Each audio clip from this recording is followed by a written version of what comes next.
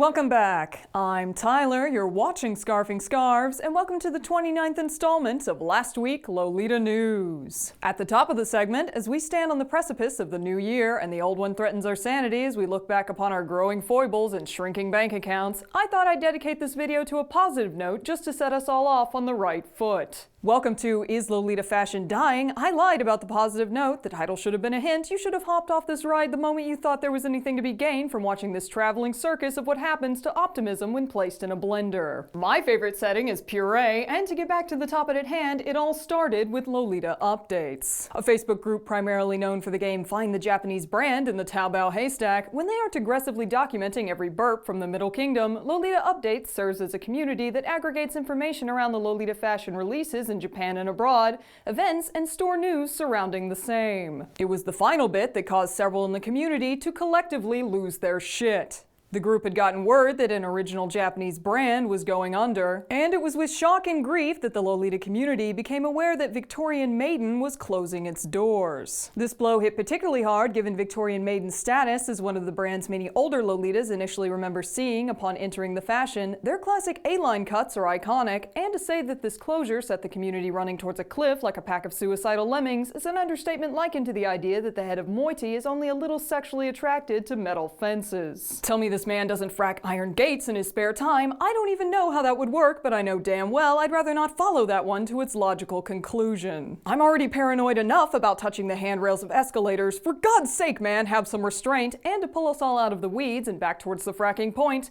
the upset within the community surrounding the closure of Victorian Maiden caused many to ask if Lolita fashion was dying. Again. For the umpteenth time.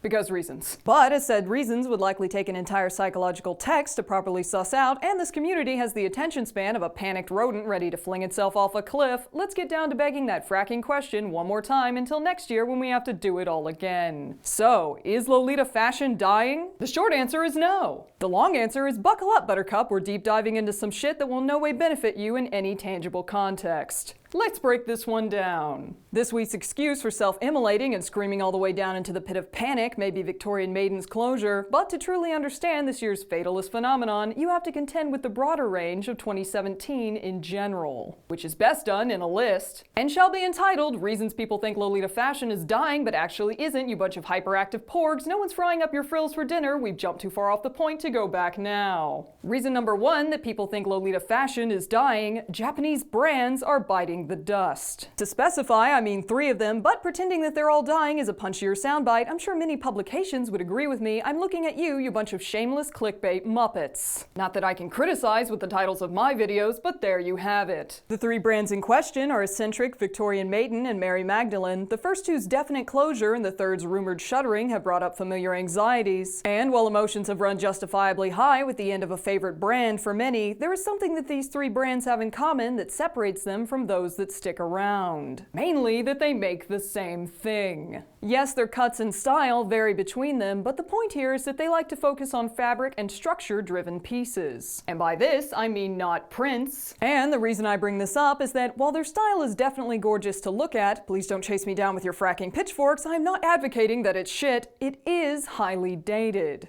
Lolita fashion has been leaning heavily towards prints as a driving aesthetic for about a decade. One of my favorite ones is from 2007, and the community was even bitching about it then as a sign of utter doom because change is scary, and why would anyone want prints over plain pieces? It's ruining Lolita. Oh wait, never mind, we forgot this fashion is capricious as fuck. The point is, prints are a big deal. Victorian Maiden, Eccentric, and Mary Magdalene have paid them no mind. And while it might be a bitter thing to swallow the idea that pillar of Lolita history is going to go the way of the dodo because it wouldn't get with the times, that's kind of what history does. Also, Victorian Maiden only sold to Japan to a very specific body type, and as all the big bucks are in the international markets, sure you could buy from Tokyo Rebel, but you had to dig around on their site to find that out. What is improved accessibility for the modern age? Its closure is more of a mournful incident of one brand's foibles rather than a testament to Lolita fashion dying as a whole. Are those the only reasons for its closure? No. Does anybody really know what caused their largely Japanese customer base to stop shopping there? Also no, my theory says it's related to the shift in trends, but I'm not about to film a documentary, I have better things to do. Like tell you reason number 2 that people think Lolita fashion is dying, yada yada yada, Harajuku is dead and tourism killed it. For the uninitiated, Harajuku is a district in Tokyo, Japan, known internationally as the hotspot of Japanese street fashion and culture. This includes Lolita,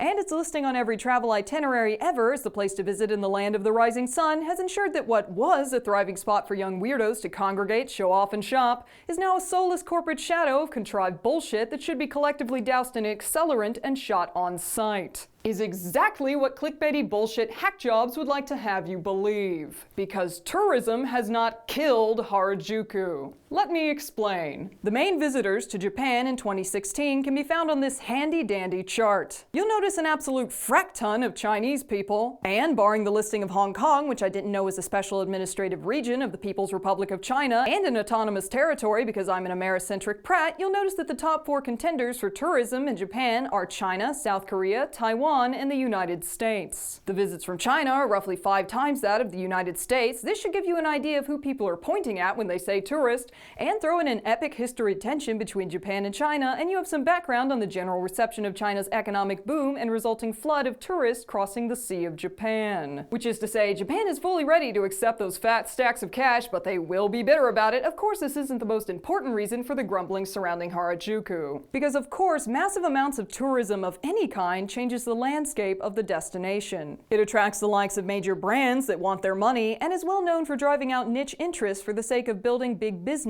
cash vacuums. In translation, the fun niche destinations that the tourists are going to gawk at are the same places that will be driven out of business because big brands follow the boom. These people are here to look, not buy, and the resulting rent hike caused by gentrification only makes things worse. It's a problem compounded by concerns that all these foreign faces have driven away the fashionable young people that made Harajuku what it was. No one likes to have 50 fanny packers paparazzi at you like a pack of wolves. And everyone's bleating about how there's less pastel prats in the streets, so Harajuku must be dead. Which is kind of like saying people don't wear jean code jeans anymore, so I guess it's commando for me. The reason why a changing Harajuku isn't a death toll for Lolita fashion is better explained in point number 3. Reason number 3 that people think Lolita fashion is dying, yip yap fricka-frack, and our final entrant of the evening. The end of Fruits magazine happened because tourists personally set Harajuku stores on fire out of spite, risen from their mission to stand for big businesses so their fanny packing asses can trample over the smoldering remains of youthful creativity in Japan, finally fulfilling a 100-year-old campaign, something racism, the rent prices will kill us all. Also, no one ever sees Lolitas on the streets anymore, someone must have killed them. What are international markets, and why would anyone want to stop and consider anything when the siren call of panic beckons us all into the sweet embrace of group shit-fittery? Fuck you all, I will make up words as they suit my needs. Shit-fittery is fucking brilliant, and to get back to the fracking point, what in the Sam hell did I actually mean by shoving an entire word salad into your face this time, to be clear? What I mean is Harajuku is changing. Its ties to Lolita fashion, while historied, are no longer a good judgment of the status of EGL. And while I will explain that last bit in a sec, the fact that Harajuku is changing in such a way presents a challenge to those who have loved it, but also an opportunity for something new. Because all that high-gloss touristy corporate malarkey aside, the street fashion scene of Japan is changing. Familiar pastel styles are suddenly seeing a wave of bold primary colors, and comfortable kawaii is giving way to a more American-style vintage. And the panic over a print medium like Fruits closing down because who wants to pay for street snaps when you can scroll through Instagram is the misplaced apprehension at the idea of progress in general. Just like the new kids on the block making vintage clothing the fresh thing in town, the decline of older trends and their representatives does not mean that the garden is dead. Fashion has seasons too. Things need to be pruned, and change is necessary for continued growth. Luckily for us, Lolita fashion has done just that. So what did I mean when I said that Harajuku is no longer the sole indicator of the state of EGL? Simply this. Lolita has transcended that street. It is international, and its subculture and associated communities are flourishing under the umbrella of the resulting expanded accessibility of major Japanese brands, Chinese, and indie alike. For frack's sake, look at the 50,000 Taobao brands a day. Actually don't, you'll grow old before you count them all, and half of them would probably sell your blood if they thought there was a profit in it. Dear God, they're using dogs as footstools now, but still. Lolita fashion isn't dying. It's expanding. Exploding into every sector it can get its massive petticoat through, this fashion has seen changes in fabric, cut, style, and trend that maintain its standing as a thriving entity to this very day. It's required investment of time and money see that quality and standards of dress are kept up, fair-weather trend hoppers are kept out, and the highly social nature of its communities multiply its members. We have our own memes, terms, resources, and video/written content, and even an anonymous board culture in the Western sphere alone. And the fact that this fashion no longer relies solely on a Japanese customer base means that when waves of tourism drive some Harajuku-specific shops to close, trends change, and some reopen internet style, the massive majority of practicing Lolitas already shop online. Always have. And there's not a micro-retail apocalypse out there that will shake our boots because we're already accustomed to deciphering the exact centimeter necessary for us to breathe in that blasted JSK. Light breaths now, ladies. Let's not pop a seam on this unsure death trap. Try not to turn blue before the video's over, because that's all the time we have for tonight. Thank you for watching Last Week Lolita News, and be sure to tune in next week when we tackle the tough questions like, how many of you actually made it through this video? What kind of masochism does it take to do so? And what ungodly thing am I going to subject you all to next time on Last Week Lolita News? This has been Tyler, you've been watching Scarfing Scarves, and oh wait, let me fuck all this up right here because I have some big news for you fickle motherfrackers, and it goes like so because this Nightmare Circus has picked up a sponsor, giving it an unearned air of legitimacy, and finally, this show is made possible in part by Lolita Des,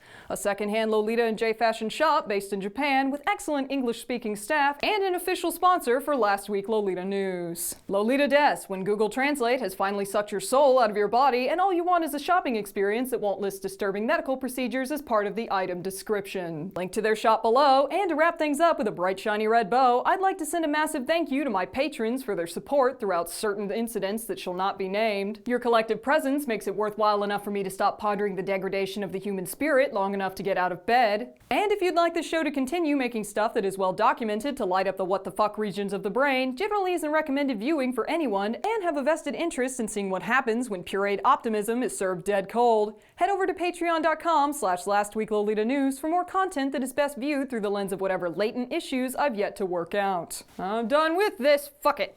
Fuck it, fuck it, fuck it, fuck it, fuck it, fuck it, fuck it.